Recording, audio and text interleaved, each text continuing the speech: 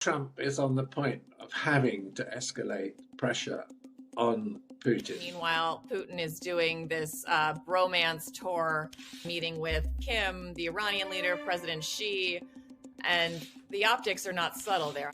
Could we be looking at the rise of a different global powerhouse? We should worry about is China building its own interest group. I think we want to start with some other people waking up to something unexpected, and that's these really significant strikes on Ukraine overnight. It looks like they hit a government building where the cabinet meets, which is kind of inside that air defense zone. They haven't been able to penetrate that since the beginning of the war. There are reports they killed at least one young mother and an infant. And it just looks like Putin has no desire to yield to any of Trump's, whether he means it or not, any of Trump's warnings to scale back the operations. It looks like he doesn't have any desire to get to the table. And you think that sanctions, at least in your part of the world, might be imminent. Does that include the U.S.? Well, I think Trump is on the point of having to escalate pressure on Putin. He really doesn't have any option because Putin shows no signs whatsoever of compromising on his policy. It looks ridiculous. And, reminiscent of Churchill saying, the Americans will do the right thing in the end, but having tried every other option We've exhausted all other options. And I've got a feeling that, Trump is in that vector at the moment where, he's doing all the options, but he hasn't quite done the right thing. And the right thing, of course, is coercion in relation to Putin. And I've been in that building that was attacked with a drone, and it's the sort of central government part. And because it's so heavily protected, what's interesting, a lot of young mothers walk their babies and children in the parks in that area because they feel it's safe. So this is a significant escalation. It's quite heavily defended, both aerially and in terms of sandbagging in the streets and that sort of stuff. But so this is a shift. But I think that Trump's options are really boiled down to how far is he going to go with secondary sanctions. He's already put them on India. The Indians, they're difficult to enforce, but it's making life difficult for Modi politically. And the question is, can he extend them in any way effectively to China, even if it's only symbolic? And of course, the other thing that's happening, and we're not really being able to see visibly the change, but a lot's going on behind the scenes. I think a lot of the military initiative is being passed to the Europeans. The Europeans have massively ramped up their defense production, particularly in areas like artillery shells, ammunition. And they do have the capacity to outsupply the Russians.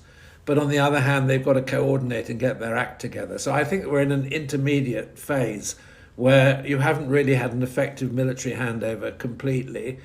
And of course, Trump's main initiative really would be to really ramp up sanctions. If Europe decided they wanted to take direct military action in Ukraine, and I'm not saying they do, and I'm not saying that will happen, if tomorrow something happens and the Europeans decide, okay, we can't wait for the US, we have to do this, do they have the capacity right now to have any type of effective ground game, sustained, fight with Russia on Ukrainian soil? Could they pull that off without the U.S. at the moment? No, I think they need two things from the U.S. They need air cover to an extent. And intelligence, right? They need intelligence from the unit in Wiesbaden, particularly the sort of overhead tactical stuff, the detailed stuff, and the continuous flow. There isn't any sign. Trump did shut that off way back for 10 days, you'll remember, and it made a big difference. It's switched back on and it's working now. But I think we're some distance from the Europeans being able to act in an organized military fashion with American coordination and support, giving the Ukrainians what they need. But I don't see any scenario at the moment where actual troops are going to be deployed, boots on the ground, into Ukraine. That's just too risky in terms of NATO Article 5 and all the other issues that, we understand. We talk a lot about Europe's over-reliance on the U.S. military, and I think most of us think of that in terms of air cover, hardware, artillery. Do you think Europe has become too reliant on the U.S. for intelligence? At the moment, I think the answer to that is probably yes. The strategic overhead, the satellite stuff, the intercept. I mean, the American capability is so significant, and the Europeans would need to rebuild their capability to replace that. And they're a long way from doing that. I mean, what they are rebuilding is armaments production, and that's happening at significant speed. And they do have the aggregated strength eventually to replace American supplies. For example, there is a manufacturing initiative in Germany which is now manufacturing Patriots faster than the Americans under license. So, I mean, there are things happening which in the medium to longer term are really important. But over the next 6 to 8 weeks, nothing, that's not going to make any difference. We're talking about 6 months to a year. The important thing is holding the line for the Ukrainians whilst this sort of transfer of military capability takes place. We have, Trump saying on Sunday he may have to think about sanctions. And then we've got Russia saying they're going to have no effect whatsoever and are, quote, absolutely useless. They seem not at all concerned. Meanwhile, Putin is doing this bromance tour, meeting with Putin, Kim, the Iranian leader, President Xi, and really the optics are not subtle there. I mean, really sending a signal that we can do this without you. And before that latter meeting, he also had a meeting with the leaders of India and China, Modi and Xi exclusively. And of course, those would be the two countries that would be targeted in secondary sanctions if the U.S. and Europe were to go ahead of that, because they're the two biggest purchasers of Russian oil and gas and LNG, et cetera. And in addition to these meetings themselves, they put on this big military parade in China, reportedly to celebrate the end of World War II, which is odd for a couple reasons, but I know you have some strong feelings about the remake of history here. So walk us through this, because this is not something China usually celebrates, because it was not this Chinese government that fought World War II. Well, it is a rewriting of history, but it's typical communist move where you have this massive military parade. They love those expressions of power. But at the same time, they have a version of their own history, which they teach in schools. They've been doing it for so long now. A lot of the Chinese people probably don't even know what really happened. I mean, what really happened at the end of World War II is that General Chiang Kai-shek and the KMT, the Nationalist Army, fought the Japanese to a standstill and effectively drove them out of Manchuria and defeated them. And, this is 2 years before the Communist Revolution, which is in 1947. And the reason eventually why the nationalists retreated to Formosa, Taiwan, was because of, they were militarily exhausted, having borne the brunt of the fighting with the Japanese. So you've got the People's Liberation Army, which is, the servant of the Communist Party, celebrating an anniversary and claiming it historically, with which they have pretty much nothing to do. So, this is absolutely, typical historical manipulation. I mean, it's what, for example, the Russians used to celebrate at the end of World War II in Eastern Europe. Eastern Europe was not necessarily liberated. Large chunks of it were liberated by Patton, not by the glorious Red Army. This is typical of communist regime. But I mean, the other thing fascinating about this meeting is, as Xi and Putin walked through the heavenly gate of peace in Tiananmen Square, the conversation was picked up by a journalist on a recording thing. What were they talking about? Medically living to 150. Living forever. So you've got Kim Jong-Un and Putin and Xi all worrying about their own immortality, not thinking about, they're talking about the most. And I think this tells you an awful lot about what you're dealing with. Putin in particular, I mean, he's in a hole and he's still digging. And, the impact on the Russian economy, the Russian people of this war is in the long term, medium to long term, disastrous. They're not winning this war. And, the cost to Ukraine is massively high. But the only thing I think we could see eventually is a frozen conflict. And then the question is after that how it's policed. And But it's so difficult to see what the outcome is going to be because the Russians are making no concessions. We, in our Western elitist way of thinking, have thought for so long, these countries can't compete with the US, they can't compete with Europe. But, if you're looking at Modi, Xi, and Putin, you've got three nuclear powers that collectively hold a third of the world's population. They've got a lot of natural resources. They've got the best manufacturing, or at least the biggest manufacturing in the world.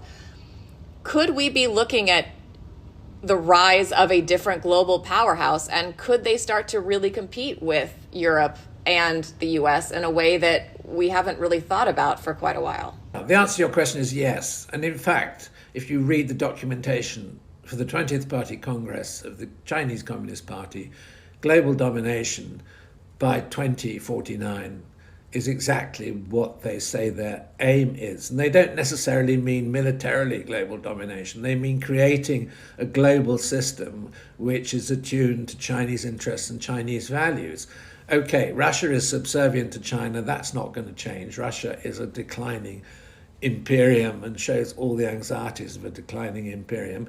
I think India is a different case, and I do not see India strategically making such a huge step towards China. India plays both ends against the middle, and of course strategically it's very worried about China's rise. And Modi's very clever at playing every option, and that's what he did by going to the Shanghai Security Conference.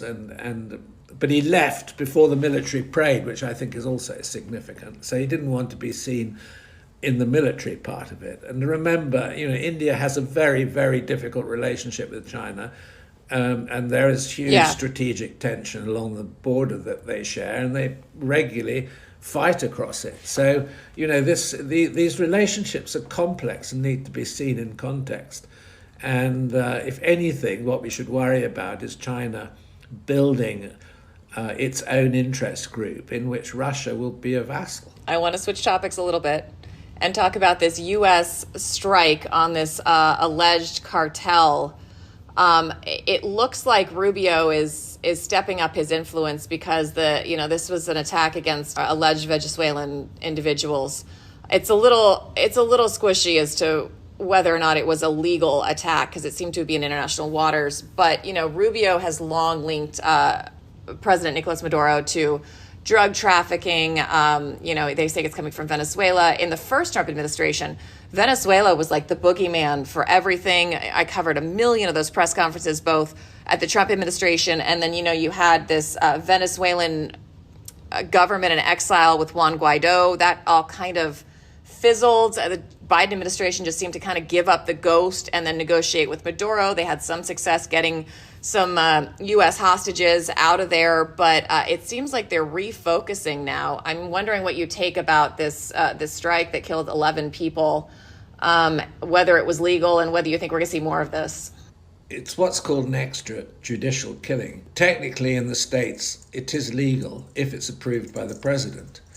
And, people have forgotten that the big exponent of extrajudicial killings, particularly in Afghanistan, was Obama, of all people, the liberal. So, there is a legal precedent. And I think Rubio is very militant on the drugs issue. The problem is, if you're striking with your military resources, drugs runners and, let's say, production camps and things, you've got to be pretty confident you're hitting the right targets and the right people. But I think this is definitely going to escalate, and I think it's part of the war against drugs and all the stuff that's coming out. Maduro denies it, but I think there's pretty clear implication that he's been involved in drugs cartels and drugs money, or his regime has, maybe not him personally.